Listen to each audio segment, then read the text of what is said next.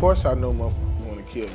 Hey, y'all, man, they done shot FBG Duck in the Gold Coast of Chicago, bro. FBG Duck's murder was one of the most brazen drill hits ever caught on camera, and now it's heating up all over again. The feds are officially connecting Lil Durk to the case. In this video, we're breaking down how Durk greenlit the hit that took out FBG Duck and how a rap beef turned into a full-blown federal murder investigation. Let's get into it. Breaking down what really happened.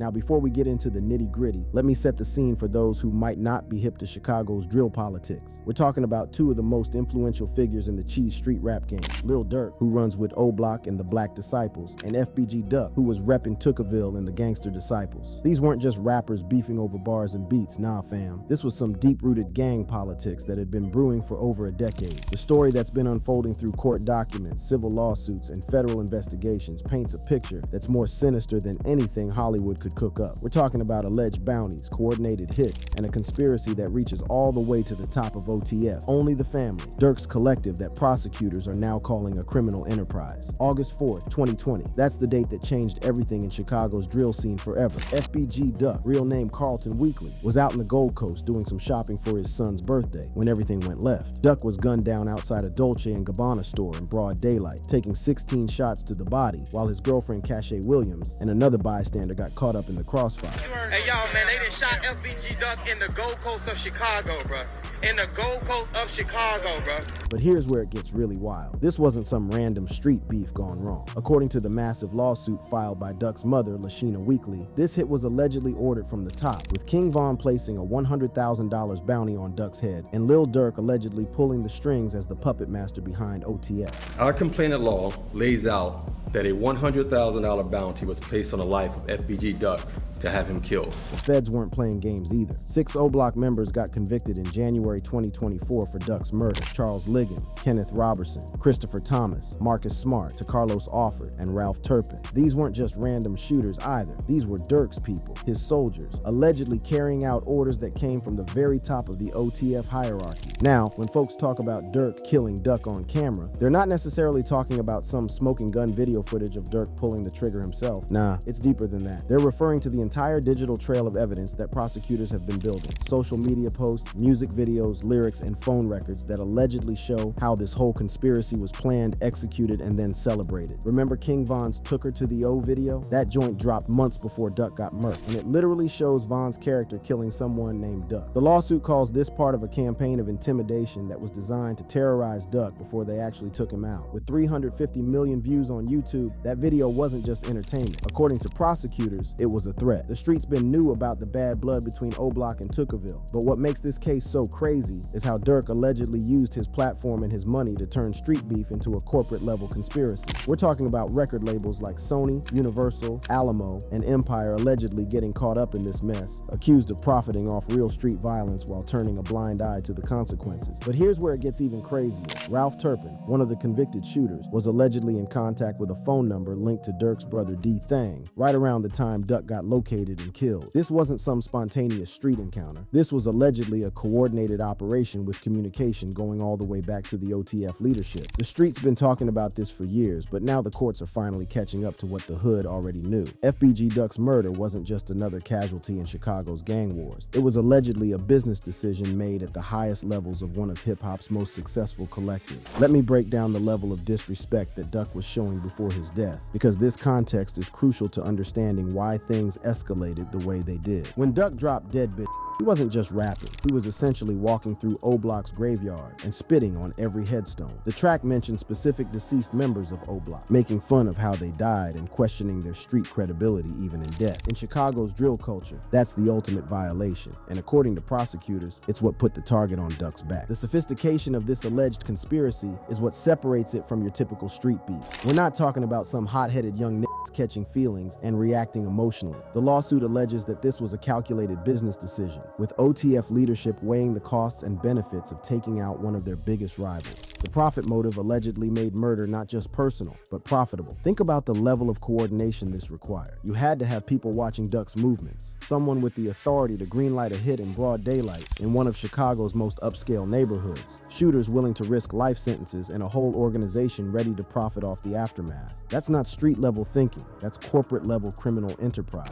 2 vehicles pulled up, 4 Individuals exited those vehicles, 2 from each vehicle, and began firing at the individuals that were on the sidewalk outside of one of the stores here. The social media aspect of this case shows how modern criminal conspiracies play out in the digital age. Every Instagram post, every Twitter interaction, every YouTube video becomes evidence in building a RICO case. The same platforms that these artists used to build their fame are now being used to document their alleged crimes. The evidence keeps stacking up like building blocks, and each piece points back to OTF operating as more than just a music collective. According to the lawsuit, OTF was functioning as a criminal enterprise, using music industry resources to fund and coordinate street violence while profiting off the chaos they created. What makes this story even more tragic is that Duck was allegedly trying to move different before he got killed. His 2019 track, Chicago Legends, showed respect to fallen OTF members, and some saw it as him trying to extend an olive branch. But the streets don't forget, and apparently neither did OTF. The federal government isn't playing when it comes to this case either. The word profit appears 102 times in the 229-page lawsuit, showing how prosecutors believe this was all about money and clout. Every stream of a diss track, every view of a music video, every social media post celebrating Duck's death, it all allegedly translated to dollars in OTF's pockets. This isn't just about 2 rappers beefing anymore. This is about how the music industry allegedly turned street violence into a profitable business model, with record labels funding artists who they knew were involved in real criminal activity because controversy sells and authenticity pays. However, it gets even deeper, as we are about to find out, following the paper trail and digital footprints. Now that we've laid the foundation of what went down, let's dig into the evidence that's got prosecutors building a RICO case that could change everything we know about drill rap and street politics. This ain't just speculation from the barbershop anymore. We're talking about federal investigations, wiretaps, and a digital paper trail that allegedly connects Lil Durk to one of the most brazen hits in Chicago history. To see this happen in the middle of the day is very, very disturbing. The feds didn't just stumble onto this case by accident. They've been building this conspiracy charge brick by brick, and every piece of evidence tells a story about how OTF allegedly operated as a criminal organization disguised as a record label. We're talking about a level of organization and planning that goes way beyond your typical street beat. These individuals murdered Mr. Weekly as part of their effort to maintain or increase their position in the O Block. Let's start with the music, because in drill rap, the bars don't lie. Durk's 2021 track Should've Ducked wasn't just a diss track. According to prosecutors, it was a victory lap. When Durk rapped, "She asked me how high do I get? I told her high as Duck." He wasn't just making wordplay. The lawsuit alleges this was Durk literally profiting off Duck's death, turning the murder into marketing material. But it goes deeper than just one song. Durk's 2024 track Monitoring Me includes the line, "I don't gotta pay nobody to do nothing. I got killers, all my friends." And prosecutors are treating these lyrics like a confession. This ain't artistic expression to them. This is Durk allegedly admitting to having a crew of shooters on the payroll. The social media evidence is even more damning. Remember how Durk tweeted "R.I.P. Nusky" on the same day Duck got killed? The streets noticed that timing, and so did the investigators. The pattern of social media activity around Duck's death allegedly shows a coordinated response from OTF members who seemed to know what was coming before it happened. Then there's the King Von angle, which is where this whole conspiracy really comes together. Von wasn't just Durk's artist. According to the lawsuit, he was the underboss of OTF, the one allegedly putting bounties on heads and coordinating hits. What took her to the O video wasn't just entertainment. With 350 million views, it was allegedly a public threat against Duck's life. The phone records are where things get really interesting. Ralph Turpin, who alerted the O Block shooters to Duck's location, was in contact with a number linked to D. Thang, Durk's brother and alleged OTF lieutenant. This wasn't random. This was allegedly a coordinated operation with communication flowing up and down the OTF chain of command. The financial records paint an even clearer picture of how OTF allegedly monetized violence. Every time Duck's name got mentioned in a song, every time his death got referenced in an interview, every stream and view allegedly translated to profit for Durk and his crew. The lawsuit shows how OTF became an international brand by glorifying Duck's murder. But it's not just about the money. It's about the systematic way OTF allegedly turned street credibility into marketing gold. The more authentic the violence, the more streams they got. The more real the beef, the more attention they received. Duck's death wasn't just a casualty of street politics. It was allegedly a business opportunity. The record label connections make this story even more complex. Sony, Universal, Alamo, and Empire are all named in the lawsuit, accused of knowingly profiting from violence while turning a blind eye to the criminal activity of their artists. The lawsuit alleges these labels welcomed artists with criminal backgrounds because controversy and authenticity drive sales. The threatening, the killing, and then the celebration of the killing and the continued killing. all on the name of profit. Let me break down how sophisticated this alleged operation really was. We're not talking about some street-level dealers trying to handle beef the old-fashioned way. According to the prosecution, this was a multi-million-dollar enterprise that used legitimate business structures to fund and coordinate criminal activity. OTF had contracts with major labels, distribution deals, touring agreements, and merchandise operations, all allegedly functioning as fronts for what prosecutors call a continuing criminal enterprise. The timeline of events also shows a pattern that prosecutors say proves premeditation. Duck's dead track drops, dissing fallen O Block members. Vaughn allegedly responds by putting a bounty on Duck's head. The Took Her to the O video drops as a public threat. Then Duck gets located and killed in broad daylight, with communication allegedly flowing back to OTF leadership. The footage from that day tells its own story. The location and timing suggest this was a planned operation. Hey, y'all, man, they done shot FBG Duck in the Gold Coast of Chicago, bro. In the Gold Coast of Chicago, bro. Duck was on the Gold Coast, far from his usual territory, but somehow the O Block shooters knew exactly where to find him. That level of intelligence, gathering and coordination doesn't happen by accident. The witness testimony from the trial of the 6 O Block members reveals even more about the alleged conspiracy. Duck's baby mama testified about the constant threats and harassment from OTF members, showing this wasn't just about music. It was personal, it was systematic, and it was allegedly coordinated from the top. The federal government's RICO approach to this case shows they're treating OTF like organized crime. The same tactics used against the mafia are now being applied to drill rap collectives, with prosecutors arguing that music labels and street gangs have merged into hybrid criminal enterprises. What makes this case even more compelling is Durk's subsequent arrest on murder-for-hire charges related to the Quando Rondo shooting. The pattern is the same: alleged retaliation for King Von's death, coordinated through OTF resources, with Durk allegedly calling the shots from behind the scenes. The feds are using this case to establish a pattern of behavior that allegedly shows OTF as a continuing criminal enterprise. The civil lawsuit filed by Duck's mother isn't just about money. It's about establishing a pattern of criminal behavior that goes to the very top of OTF. The 230-page document reads like a federal indictment, with detailed allegations about how Durk allegedly used his platform, his money, and his influence to orchestrate violence against his rivals. The digital evidence continues to mount, and the music industry's response to these allegations has been telling. Durk lost his honorary key to the city of Broadview, Illinois, and his Neighborhood Heroes Foundation lost its partnerships. When your own community starts distancing themselves from you, it says something about how serious these charges really are. The street response has been equally revealing. Posts on social media platforms show a community that's tired of the violence but also protective of their own. The same streets that made Durk a star are now questioning whether the cost of that fame was worth it. The aftermath and what it all means.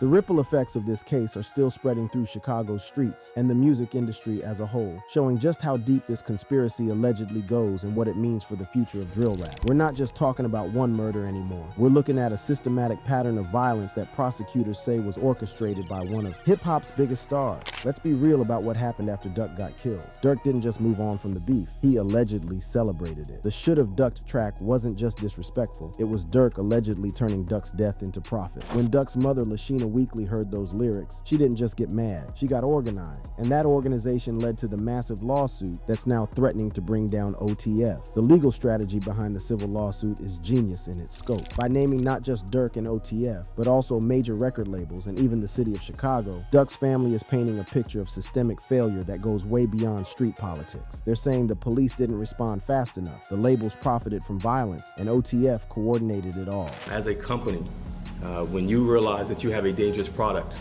and you pushing that dangerous product out to the public, you have a responsibility to ensure that that dangerous product does not injure or hurt or harm anyone. The timing of Durk's arrest on the Quando Rondo murder-for-hire charges couldn't have been more perfect for prosecutors building the Duck case. When the feds grabbed Durk in Florida, they weren't just charging him with one crime. They were establishing a pattern of behavior that allegedly shows OTF as a continuing criminal enterprise. The parallels between the Duck murder and the Quando Rondo hit are impossible to ignore. Both allegedly involved bounties, both were retaliation for previous killings, and both allegedly had Durk's fingerprints all over them. The feds are using the same playbook they used against organized crime families, showing how hip-hop collectives can function as modern-day crime syndicates. What makes this case so dangerous for Durk is how prosecutors are using his own lyrics against him. When he raps about having killers as friends, they're treating it as evidence. When he references specific murders in his songs, they're using it to establish his knowledge of and involvement in criminal activity. This isn't artistic expression to the feds, this is confession. The music industry is watching this case closely because the implications go far beyond just Durk and OTF. If prosecutors can successfully argue that record labels are complicit in violence by funding and promoting artists with criminal backgrounds, it could change how the entire industry operates. The lawsuit against Sony, Universal, and other major labels is basically arguing that they're accessories to murder. The community response has been complex and revealing. The fathers of both Durk and Duck recently came together to promote peace,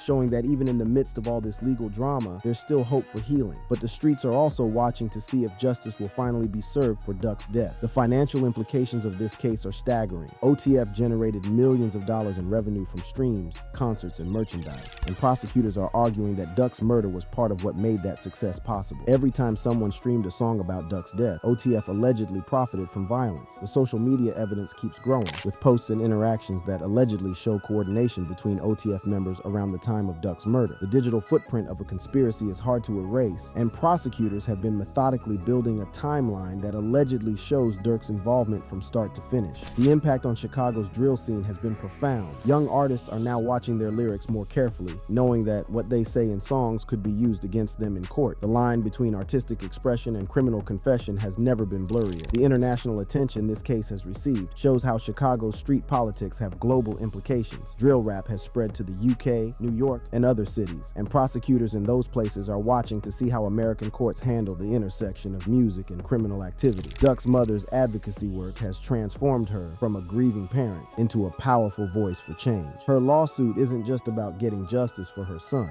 it's about exposing a system that allegedly profits from the deaths of young black men in Chicago. The record label angle of this case could set precedents that reshape the music industry. If courts rule that labels can be held liable for the criminal actions of their artists, it could fundamentally change how companies approach signing controversial acts. The authenticity that drill rap values so highly could become a legal liability. The federal government's approach to this case represents a new phase in how they're targeting organized crime. By treating hip-hop collectives like crime families, prosecutors are adapting RICO statutes to modern realities where criminal enterprises use music and social media instead of traditional mob tactics. The evidence of coordination between different levels of the alleged conspiracy keeps growing, from street-level shooters to executives at major labels. The web of alleged complicity shows how modern criminal enterprises can span legitimate and illegitimate businesses. As this case moves through the courts, it's becoming clear that Duck's murder was allegedly just one part of a larger pattern of violence that prosecutors say was coordinated by OTF. The systematic nature of the alleged crimes is what makes this case so dangerous for everyone involved. Right now, the future of OTF hangs in the balance as federal investigators continue building their case. If Durk gets convicted on these charges, it could mean the end of one of hip-hop's most successful independent labels and a warning to other artists about the consequences of mixing street politics with the music business.